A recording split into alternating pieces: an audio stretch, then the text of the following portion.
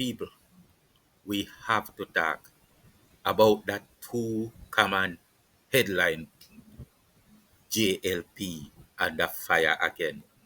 The Gleaner's editorial room closet. Welcome back to Skywalker, where commentary is correction and every upload is a ritual. Today we re-enter the broom closet, not the one in your grandmother's kitchen, the one in garden house where the Integrity Commission was born, not to clean, but to curate, not to protect, but to perform. This isn't watchdog, it's a ritual broom. And if you are wondering why it only sweeps in one direction, don't worry.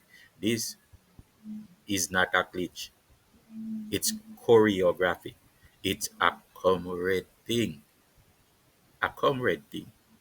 The broom's birth certificate was stamped in Jamaica, but its fingerprints trace back to London, specifically to Mark Golding, the man from elsewhere who drafted the IC not to clear corruption but to control the clearing.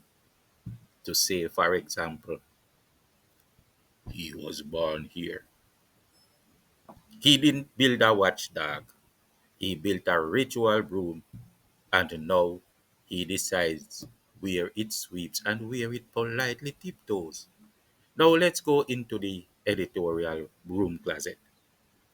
Just when you thought the broom had retired, we find its editorial cousin, the Jamaica Gleaner, my people. Not just a newspaper, but a ritual amplifier. The Gleaner doesn't report, it rehearses. It doesn't investigate, it choreographs. It synchronizes with public sector molds and rogue public sector bodies like the IC. Inside the editorial broom closet, you will find one leak as proof pen, one editor with selective memory and a patch over one eye, one headline template, JLP under fire again, and a ceremonial map labeled Golding's legacy.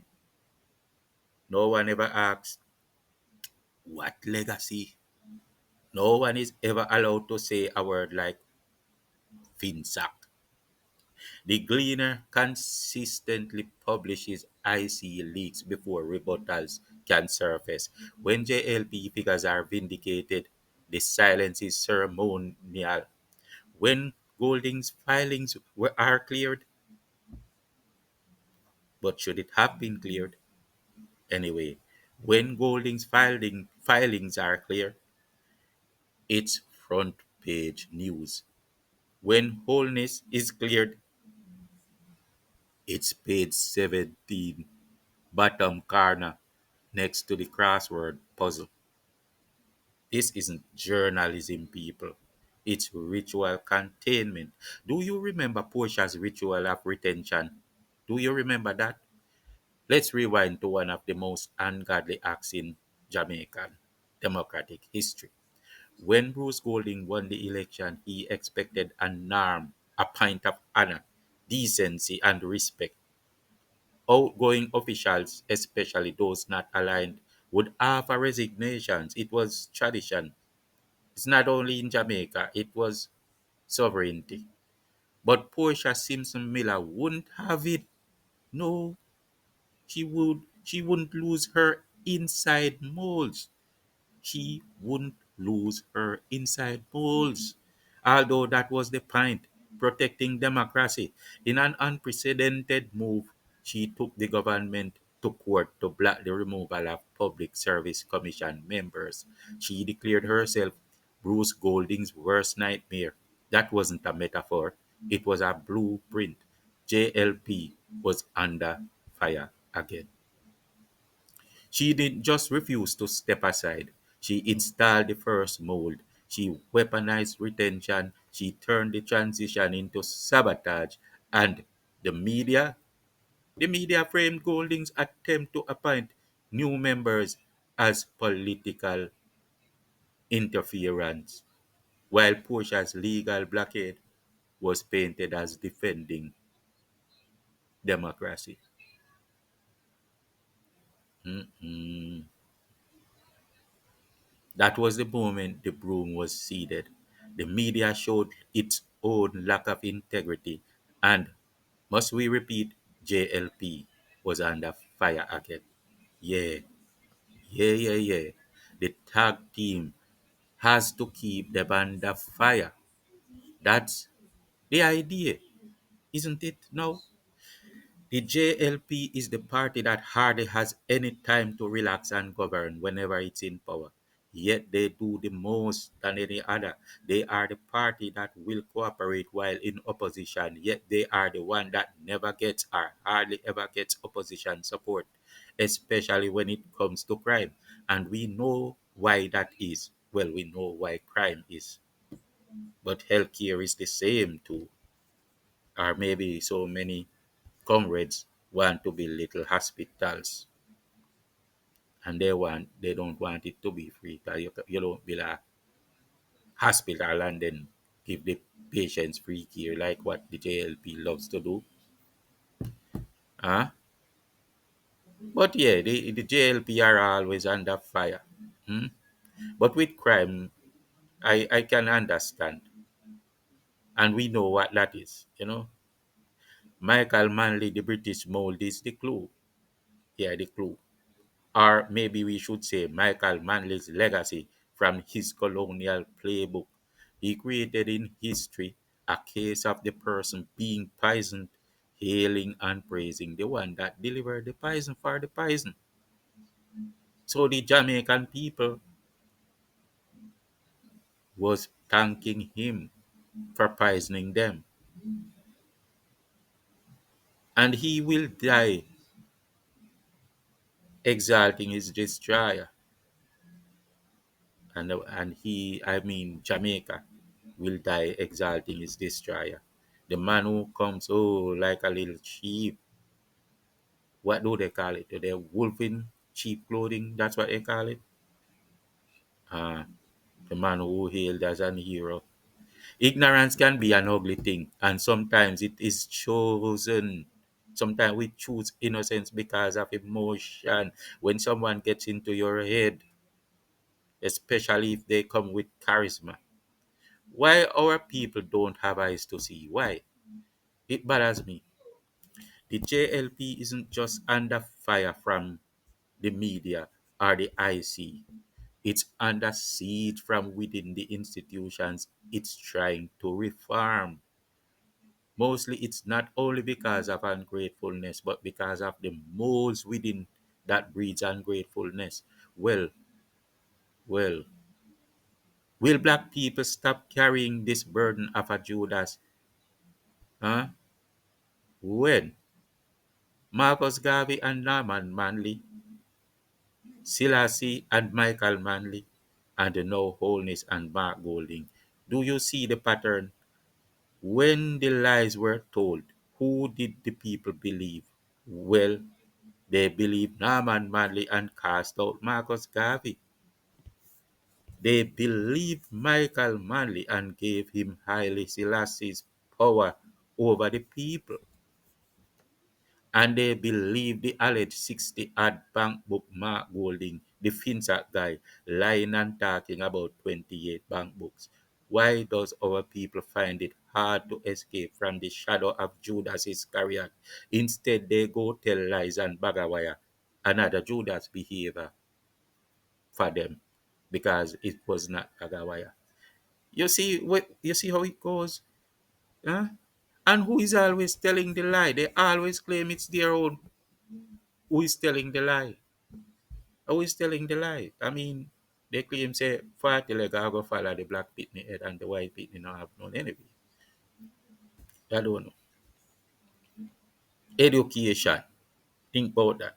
Project stall not because of lack of funding by the JLP government, but because school boards and teacher unions, often molded by comrade legacy, refuse cooperation unless optics align. Curriculum shifts are blocked unless they glorify the past regime. Healthcare. Doctors delay implementation, citing ethical concerns, while upgrades are quietly timed to match PNP campaign cycles. Wage debate. The JLP's proposal to double the minimum wage is light years ahead of what the PNP ever offered the private sector or what they demonstrated they ever will. Yet the narrative is flipped. Moles inside the office leak internal debates, frame it as abuse, and trigger media outrage. Meanwhile, the average teacher or nurse quietly celebrates the raise. SUVs now parked where bicycles used to be. The average teacher knows the good people.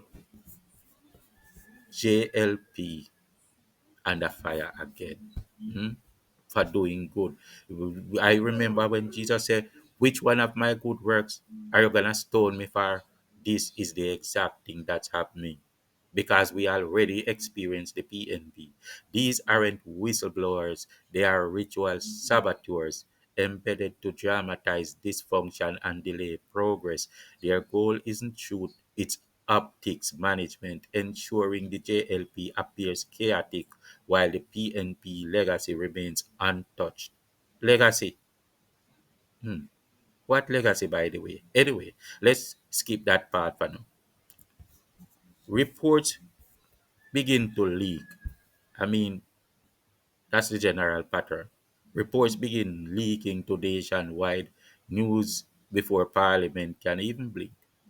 Yeah, it started leaking to nationwide wide news because nationwide is the best news to put it out because they say it's a JLP one. The media doesn't ask who leaked it. No, the media doesn't ask who leaked it. They ask how to dramatize it. Headlines are crafted for virality, not clarity. The accused is tried in public court before rebuttal can breathe. The leak isn't a breach, it's a broadcast, and the media doesn't just receive it, they ritualize it. But when the instigating Gleaner steps out, then the ritual really begins. JLP under fire again, they say. Tufton, Market, Me, Boldness, each one swept into the spotlight with no map for rebuttal. Like now, when they should be talking about the PNP, they try to go which one to find a JLP person to put in that place as a distraction. Mm? And then they sweep it into the spotlight with no map for rebuttal, as I said. No sweeping, no sweeping there. The broom doesn't clean, it performs. The broom itself could be fine if the sweeper didn't deliberately look with only one eye. An eye out for Brogard, an eye out for Tufton, an eye out for the JLP, but don't look at Mark Golding's hedge because you might see an undeclared home over there and the media ain't gonna deal with that one today. Ma Golding says, "I am the integrity boss," and the other British guy from the Gleaner tells all his servants to run with that with glee and don't even say Finsack. Yes, Massa. Yes, Massa. You can say Fatty, but don't say Finsack. The broom wasn't carved in Jamaica. It was imported. The hands that shaped it wore gloves stitched in colonial thread from London. Sir John Golding, British born, helped shape Jamaica's medical infrastructure by bending bones with polio out of shape, allegedly. He bent bones with polio out of shape. So Jamaica lost a lot of bent bones. But England gained that tested and proven polio vaccine. I mean, there's an animal. You used to have those little animals in the cage. What you call it? It looks like a. It does look like a rat. Huh? Is it a guinea pig?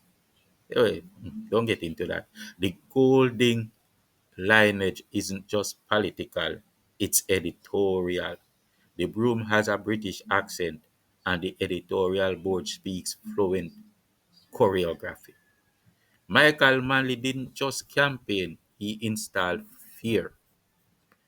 Gangs were given roles, installed terrorism, hmm? social engineering in a way that installs terrorism. Violence became automatic, people. Automatic. Automatic. Right? Media framed it as community unrest. The, the terrorism was never named. Never. It was community unrest. It was choreographed. And when Tivoli Garrison was created out of desperate cause, they said that it was the crime problem in the entire Jamaica, when it too was caused because of the PNP as an effect of what Manley entrenched with his social engineering genius. JLP was under fire again, and everybody but it was Siaga and the CIA. You think Michael Manley sent his gangs to train in Cuba for nothing? Hmm?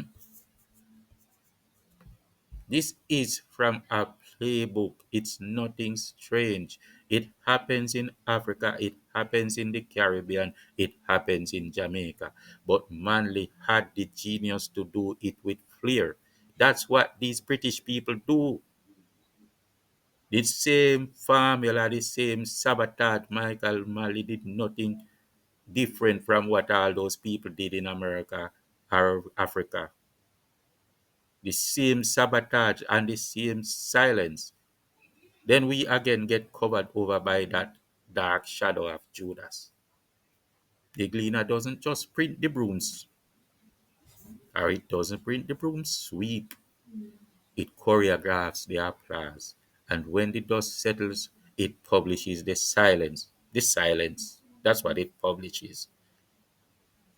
Basil Green retires. The farewell party is hosted by the Gleaner, catered by Market Me, DJ'd by the Auditor General.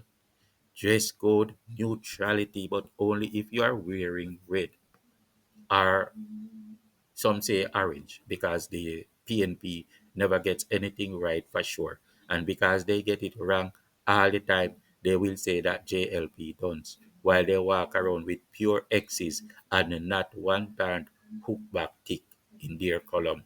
What can go so? This isn't just commentary, it's correction. It's correction. The IC wasn't hijacked. It wasn't. It was designed to sabotage. The broom doesn't clean, it curates. The media doesn't report, it performs. And the institutions don't serve, they stage. Those institutions, they stage, not serve. The PNP was bought out long before they claimed that Golding bought it out. They were bought out by colonial pants and cornered by a colonial media that is aligned to them. And because the Judas shadow was always over those that sold out for Funky Bell and Balai people, that's why we are here. Those leaders that went a whoring.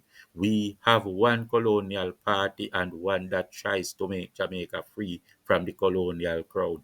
That's why the next news headline might be JLP under fire again. We begin where it begins, we end where it ends, and we don't stop until the broom is named, the choreography is decoded, and the dust can't settle again. Jamaica is in problems. The Cleaner's colonial editorial room closet is not just a metaphor, it's a map, a colonial echo, a ritual amplifier.